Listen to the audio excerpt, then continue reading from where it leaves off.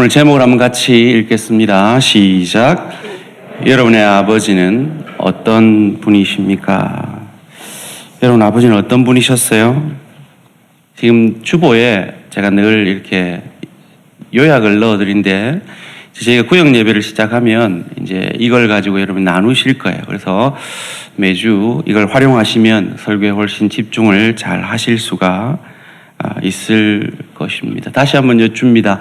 여러분의 육신의 아버지는 어떤 아버지셨습니까? 이 문제가 참 중요한 문제인 게요. 여러분이 기도하실 때 하나님 아버지라고 고백하시면 아마 여러분 마음속에 어떤 이미지가 떠오를 가능성이 많습니다. 많은 경우에 여러분의 하나님 아버지라고 고백할 때 여러분 마음에 떠오르는 이미지는 육신의 아버지일 가능성이 많습니다. 참 아비 된 어미 된 저희들의 책임이 얼마나 귀한지 저희가 생각을 하게 하는 부분입니다. 혹은 여러분 하나님 아버지 하실 때 여러분이 경험했던 어떤 영적 아버지의 어떤 모습이 떠오르실 수도 있습니다. 또한 여러분이 복음에 대해서 어떤 이해와 그래서 그 복음 안에서 하나님 아버지를 여러분 안에 어떤 하나님으로 이해하시느냐에 따라서 여러분 지금 앉아 계시는 여러분의 태도를 좌우하게 되는 중요한 문제입니다. 하나님은 어떤 하나님입니까? 하나님의 본심은 뭡니까? 요한복음 12장 47절에 하나님의 본심을 이렇게 말합니다. 사람이 내 말을 듣고 지키지 아니할지라도 내가 그를 심판하지 아니하노라. 내가 온 것은 세상을 심판하려 함이 아니요 세상을 구원하려 함이로다.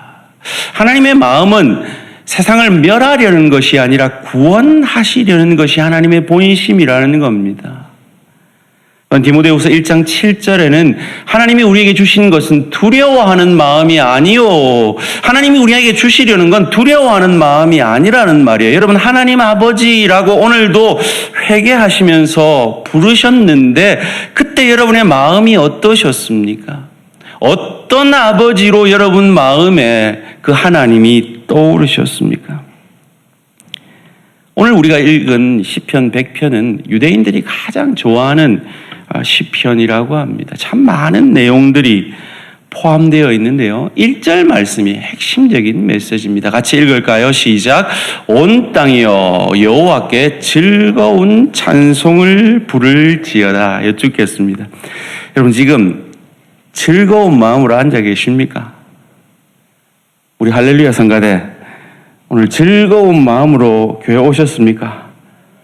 아따 내가 성가대 말라 한다 해가지고 이래 일찍 나가가지고 막 비까지 오는데 막 이러진 않으셨습니까? 여러분 우리가 예배를 덤덤하게 드릴 때가 많은데요. 사실 예배는 그냥 덤덤하게 드리는 게 아니라 기쁨으로 드리는 겁니다. 믿으십니까?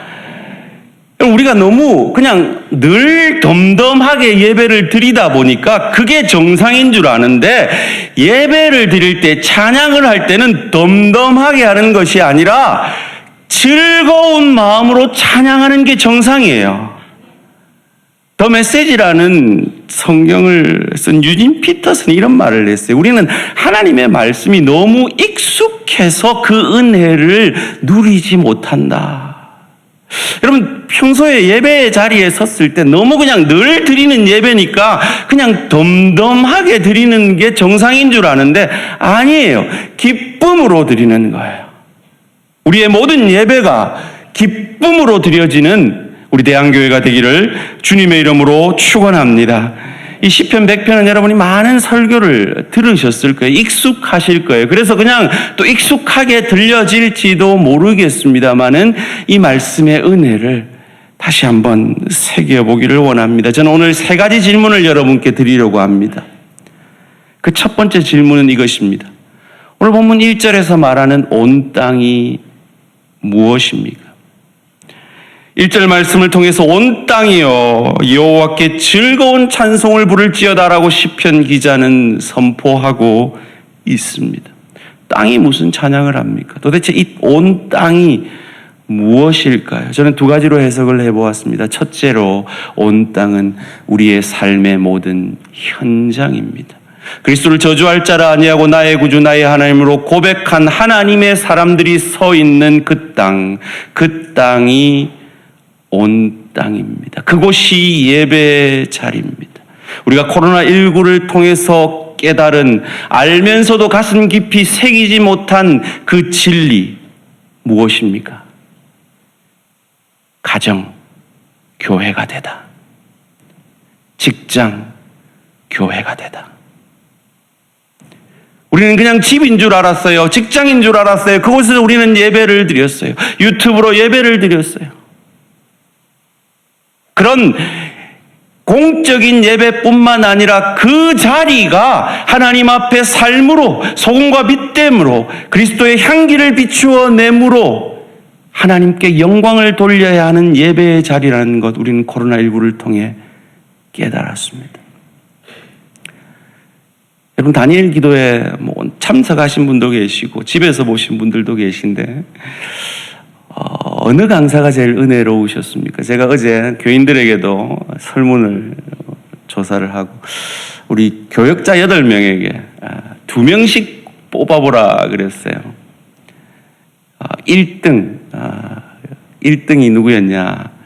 20번째 날 간증을 했던 정윤선 대표입니다. 그분의 이 간증 중에 말 한마디가 제 가슴에 울렸습니다. 디자인으로 예배하라. 디자인 회사 대표인 그가 이렇게 고백합니다. 디자인으로 예배하라. 학생들을 가르치면서 예배하라. 건축 현장에서 예배하라. 장사를 하면서 예배하라. 머리를 깎으면서 예배하라. 장례식을 인도하면서 예배하라. 공공봉사를 하면서 예배하라. 오늘 시편 기자는 명령합니다. 온 땅이여 예배하라. 삶으로 예배하라. 우리는 올 한 해 지경을 넓혀달라고 기도하며 몸부림쳤습니다. 여러분의 삶의 지경은 얼마나 넓어지셨습니까? 여러분의 예배의 지경은 얼마나 넓어지셨습니까? 여러분의 가정이 예배의 자리가 되고 계십니까? 여러분의 일터가 소금과 빛으로 예배의 자리가 되고 계십니까? 온 땅이여 즐거이 찬송하라. 이 명령을 삶으로 보여내시는 저와 우리 모든 성도님들 되시기를 주님의 이름으로 축원합니다. 두 번째로 온 땅은 무엇일까요? 온 땅은 모든 세대가 아닌가 생각해 봅니다. 많은 사람들이 얘기합니다. 한국교회에 백합화가 폈다. 백합화가 얼마나 아름답습니까마는 그 말은 아름다운 말이 아닙니다. 교회마다 허연 머리 할머니 할아버지들이 앉아있다 이 말입니다. 참 우리 대한교회 감사하게도 우리 젊은 세대들이 이렇게 아름답게 잘 안아주니 얼마나 감사한지 모르겠습니다. 사랑하는 성도님들, 백합화 성도님들, 한번 같이 주기도문 한번 암송해 볼까요? 시작. 하늘에 계신 내 아버지. 다시요. 하늘에 계신 내 아버지가 아니라 누구 아버지? 우리 아버지요. 여러분, 저는 라떼를 좋아하지만 여러분은 라떼를 좋아하지 마시기 바랍니다. 라떼는 말이야, 내가 신앙생활 할 때는 말이야, 귀한 간증입니다. 귀한 가르침입니다. 그러나 그 가르침을 말로 하지 마시고 삶으로 보여내십시오. 복음의 포용성을 다음 세대에게 보여내 주십시오. 우리가 좀 희생하더라도 다음 세대를 위해서는 우리가 헌신하십시다. 우리가 좀 이 복음이 얼마나 변화의 능력이 있는가를 다음 세대에게 알게 하십시다. 이제 자라오는 세대는요, 우리처럼 그런 세대가 아닙니다. 봐야 믿고 체험해야 헌신하는 세대입니다. 우리의 책임입니다. 다음 세대를 품에 안는 우리 대한교회 되기를 주님의 이름으로 축원합니다. 이 시편 100편은 공동체의 찬양이에요. 함께 세워져가는 그런 교회를 고백하고 있습니다. 여러분, 이것이 쉬운 게 아닙니다. 지금 우리가 깨어 다음 세대를 위해 기도하고 다음 세대를 위해 헌신하지 않으면 다음 세대는 없습니다. 그 증거가 사사기 18장 30절에 나옵니다. 한번 같이 읽어볼까요? 시작. 단 자손이 자기들을 위하여 그 새긴 신상을 세웠고 모세의 손자요 게르솜의 아들인 요나단과 그의 자손은 단 지파의 제사장이 되어 그 땅 백성이 사로잡히는 날까지 이르렀더라. 이 본문은 신학적으로 참 여러 해석에 논란이 많지만 문자적으로 해석해 보면 모세의 손자가 단 자손의 거짓 제사장이 되었다는 얘기입니다. 모세가 누굽니까, 여러분? 모세가 누구냐고요? 그 모세가 두 세대가 지나자 그 손자가 거짓 제사장이 되었다라고 성경은 기록합니다. 이것이 그때만의 문제일까요? 저희 가정은 지금 4대 때 예수를 믿고 있는데 저희 할머니와 외할머니, 외할아버지가 신앙을 시작하셨습니다. 그 다음 세대에 저희 아버지와 저희 작은아버지가 목회자가 되셨습니다.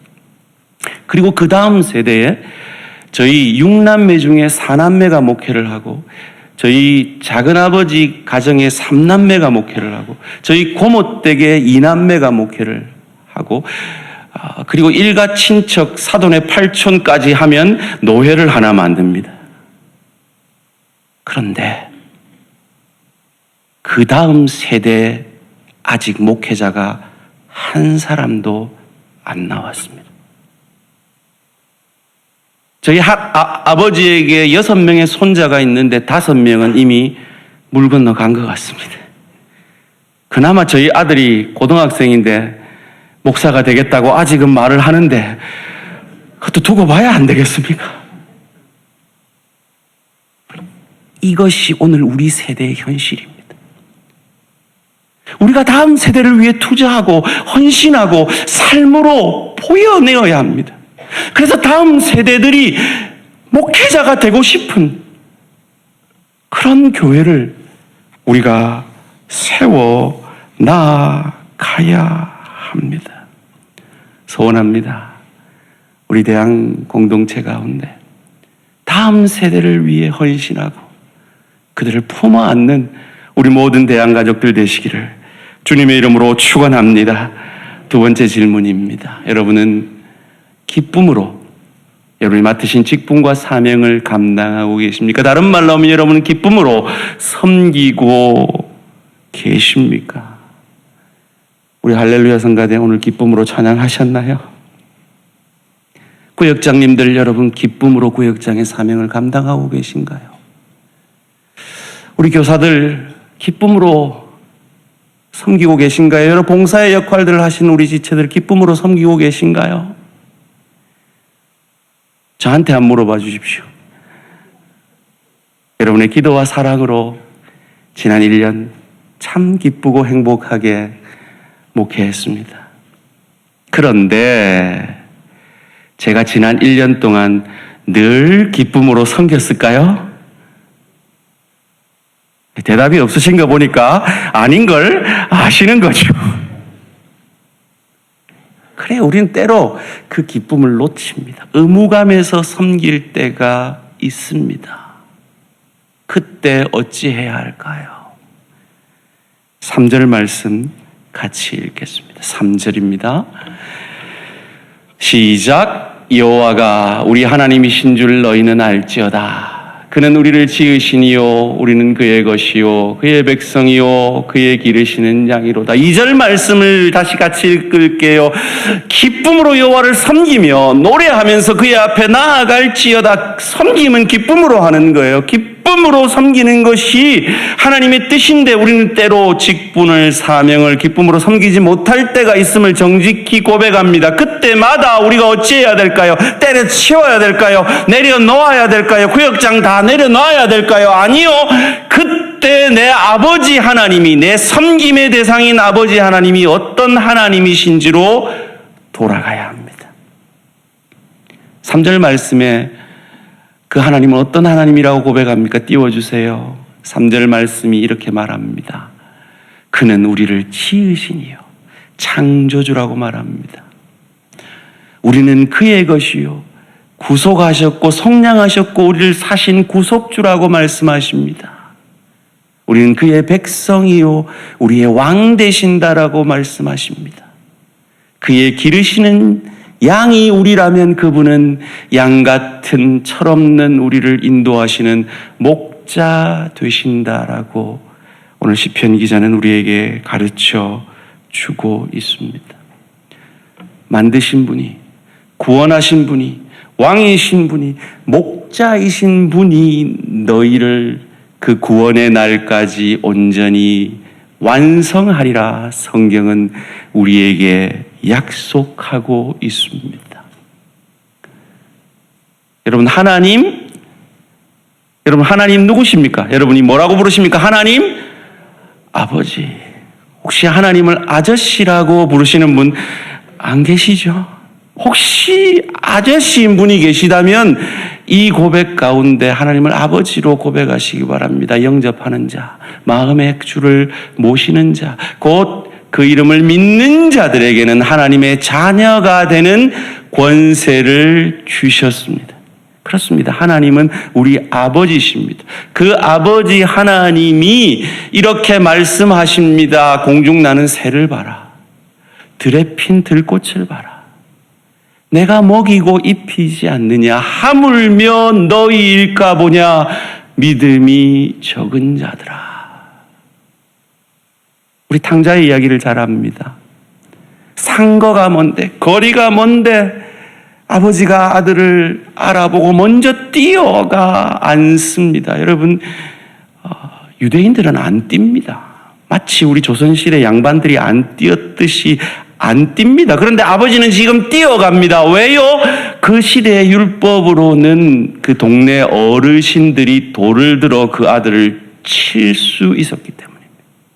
쳐 죽여도 할 말이 없는 죄를 범한 그 둘째 아들이 쳐 죽일까봐 쫓아가서 그를 안습니다.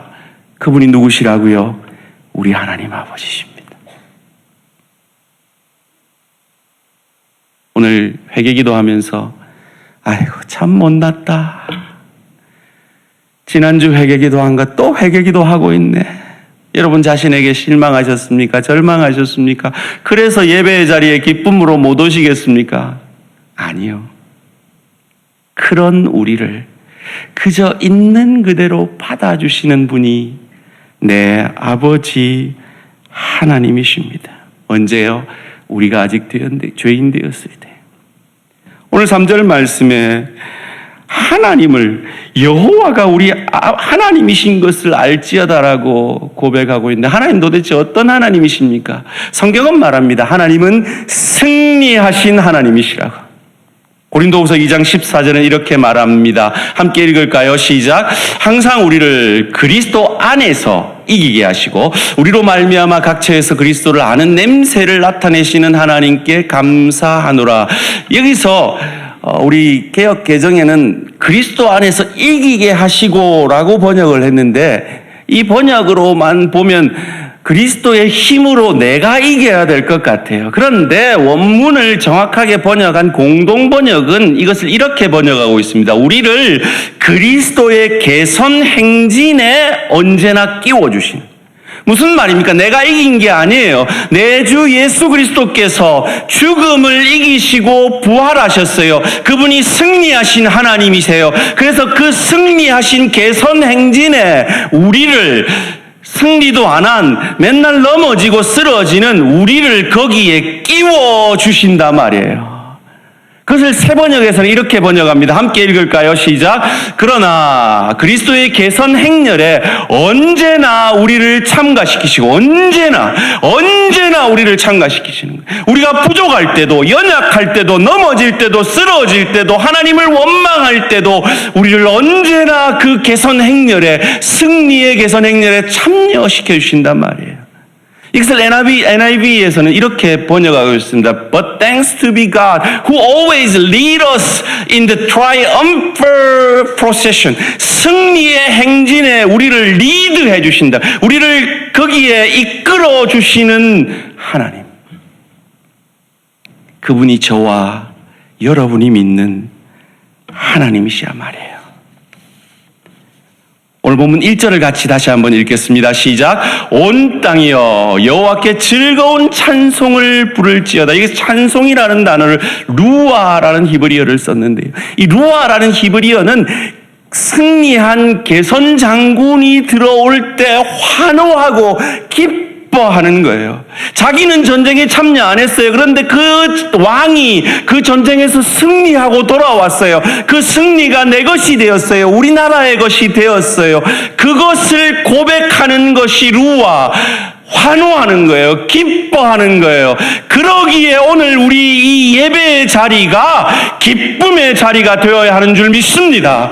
왜냐하면 우리의 예배의 대상이신 그 왕이 우리 대신 승리하시고 부활하셨기 때문입니다. 그래서 우리는 부활의 날에 함께 모여 그 승리를 기뻐하며 축하하는 것이 오늘 우리의 예배의 자리인 것입니다. 사랑하는 성도님들, 예배 가운데 여러분에게 집중하지 마십시오. 승리의 왕이신 하나님께 우리의 시선을 맞추시기를 주님의 이름으로 축원합니다. 그리할 때 기쁨이 회복될 것입니다. 그리할 때 기쁨으로 예배드리실 수 있을 것입니다. 시편 기자는 말합니다. 여호와는 나의 목자시니 내가 부족함이 없으리로다. 이 고백이 우리의 예배의 고백입니다. 경상도 아가씨가 옛날에, 요즘은 안 그러지만 옛날에 사랑 고백을 어떻게 했다 그럽니까? 지는 당신 끼라예. 그 말에는 너무 많은 의미가 포함되어 있잖아요. 나를 책임지실 거지요. 창조주십니다. 구원주십니다. 왕이십니다. 목자십니다. 그분이 저와 여러분을 왜 책임지지 못하시겠습니까? 오늘 3절 말씀, 여호와가 우리 하나님이신 줄 너희는 알지어다. 그는 우리를 지으신 이요. 그 뒤에 번역되어지지 않은 부분이 있어요. 영어 성경에 보면 번역이 되어 있는데요. Not we ourselves. 하나님이 우리를 지으셨지 우리가 우리 자신을 지은 것이 아니다라는 것이 빠져 있어요. 무슨 말입니까? 하나님이 빛이 있으라 하니 빛이 있었던 거예요. 진화론자들이 말하는 것처럼 단백질에서 우연히 만들어진 것이 인간이 아니라 하나님이 있으라 했기 때문에 저와 여러분이 있는 거예요. 그 하나님께서 우리를 구원해 주시고 그 하나님께서 우리의 왕이 되시고 우리의 목자 되시기에 우리를 책임지신다는 약속의 말씀이 이 말씀 속에 숨어 있는 것입니다. 그분이 내가 믿는 아버지 하나님인 것을 바라볼 때에 기쁨으로 섬길 수 있는 거예요. 감사가 터져 나오는 거예요. 4절 말씀입니다. 함께 읽습니다. 시작. 감사함으로 그의 문에 들어가며 찬송함으로 그의 궁정에 들어가서 그에게 감사하며 그의 이름을 송축할지어다. 이 감사 가운데, 이 기쁨 가운데 2절 말씀이 이루어지는 거예요. 기쁨으로 여호와를 섬기며. 성경은 우리에게 어린아이 같지 않으면 천국에 들어가지 못한다고 했는데 참 우리가 이 신앙생활을 오래 하면서 이 말을 잘 안 믿는 것 같아요. 그래서 제가 부득불 오늘 이 영상을 여러분과 함께 죄송하지만 나누기를 원합니다. 영상을 하나 보여드릴게요. 손붙이고 스탠바이 큐 랄랄랄라. 오케이. 아이고 잘 논다. 아이고 잘 논다. 해봐 또. 없으면 잘 해봐. 으쌰 으쌰 해봐. 아이씨 아이씨 아이고 우리 부딪혔다. 부딪혔다. 아야 아야 아이고 아야. 아야. 웃겨. 그럼 제가 누굴까요? 예, 저희 큰딸입니다. 아빠는 볼 일이 있어가지고 동료 목사님 집에 맡겨놓고 저렇게 놀았다고 그 목사님이 유튜브에 올려주신 영상입니다. 그럼 제가 무슨 힘이 있어 보입니까? 무슨 능력이 있어 보입니까? 뭐가 쓸 데가 있겠습니까, 자가? 예? 뛰다가 지머리 벽에 때려 맞는 아가 뭐 선한 게 있겠습니까, 그게? 걔를 보고 저는 한없이 웃습니다, 그냥. 저는 저 영상을 보면서 저 아기의 저를 대입시키고 하나님이 저를 제가 우리 주위를 보는 것 1000배, 10,000배, 100만 배의 마음으로 저를 보신다라고 생각하니 힘들어도 기쁨으로 섬길 수 있겠더라고요. 삶의 예배자로 설 수 있겠더라고요.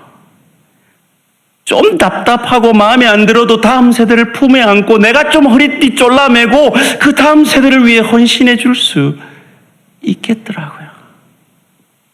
내가 아직 죄인 되었을 때 아무짝에 쓸모없는 것뿐만 아니라 악할 때에 그리스도 예수께서 나를 위해 죽어주심으로 나를 향한 하나님의 사랑을 확증하여 주신 그 일을 이루신 분이 저와 여러분이 믿는 하나님이시기에 여러분 너무 철든 신앙인으로 앉아 계시지 마십시오. 어린아이의 심정으로 앉아 계실 때 여러분 기뻐할 수 있습니다. 내 있는 모습 그대로 하나님이 나를 용납해 주신다. 하나님이 나를 사랑하시는 건 if 사랑이 아니다. 네가 이러하다면 나는 너를 사랑할 것이다. 아니다. because of love의 사랑도 아니다. 네가 이러기 때문에 내가 너를 사랑한다는 것도 아니다. 하나님의 사랑은 in spite of love. 그럼에도 불구하고 네가 아직 죄인 되었을 때 나는 너를 사랑한다.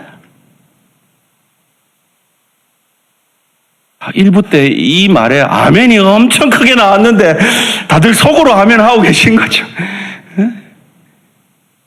그럼에도 불구하고 우리를 사랑하시는 그 아버지 사랑에 적셔질 때 기쁨으로 일찍 와서 찬양하게 될 줄 믿습니다. 구역원들 속썩여도 기쁨으로 구역장으로 섬기실 수 있을 줄 믿습니다. 봉사가 힘들어도 기쁨으로 봉사하고 아이들이 마음대로 오지 않아도 기쁨으로 그 아이들을 위해 다음 세대를 위해 헌신하실 수 있을 줄 믿습니다. 더 나아가서 여러분의 삶의 현장이 그 기쁨 때문에 그러지 않아도 되는데 손에 봐가면서까지 소금과 빛으로 주님의 향기를 삶의 예배로 비추어내게 될 수 있을 줄 믿습니다. 우리가 좀 허리띠 쫄라매더라도 다음 세대를 위해 우리가 희생하고 그들을 넉넉한 마음으로 품고 그들에게 복음의 능력이 무엇인지 삶으로 보여내며 말 안 듣는 다 큰 그 자식들을 위해 포기하지 아니하시고 기도하고 그들에게 어미 아비의 복음의 삶의 변화의 능력을 보여내게 되실 줄 믿습니다. 어떨 때요? 우리의 시선을 하나님께 맞추실 때. 저는 감사절이 되면 늘 하는 말이 있습니다. 아니, 목사님 추수감사절 지나갔는데요. 여러분 사실은 추수감사절이 미국 명절이잖아요. 미국은 이번 주 목요일이 추수감사절입니다. 이제 감사의 계절이 지나고 다음 주부터는 이제 우리가 대강절이 시작되는데요. 이 감사의 계절을 지나면서 늘 감사절이 되면 저는 이런 말을 했어요. 감사절이 없었으면 좋겠다. 마치 365일이 어린이날이라 미국에 어린이날이 없듯이 매일매일 우리가 감사할 수 있다면 감사절이 뭐가 필요하겠나. 천국 가서나 가능한 일이지 않겠습니까? 감사를 연습하셔야 됩니다. 이 감사의 계절에라도 훈련하셔야 됩니다. 그런데 그 감사가 어디 억지로 나오나요? 저와 여러분이 믿는 하나님이 누구신지 그 십자가 사랑의 여러분 마음을 날마다 적심으로 여러분 안에 감사가 터져 나오는 축복이 있기를 주님의 이름으로 축원합니다. 우리가 믿는 하나님 아버지가 어떤 하나님이시기에요? God is good all the time. 그러기에 홍내 눈에 하나님이 틀려 보이는 시간들을 지날 때라도 하나님 편을 드는 믿음으로 그분이 나를 나보다 더 사랑하셔서 그 아들을 죽이시기까지 나를 그 사랑하신 그 사랑의 증명을 손에 붙들고 가슴에 묻고 더욱 기쁨으로 섬기시며 삶의 예배드리시며 감사함으로 다음 세대를 품에 안으시는 우리 모든 대한가족들 되시기를 주님의 이름으로 축원합니다. 조지 허버트라는 17세기 시인이 이런 기도문을 남겼습니다. 우리의 기도가 되기를 원합니다. 같이 읽어볼까요? 시작.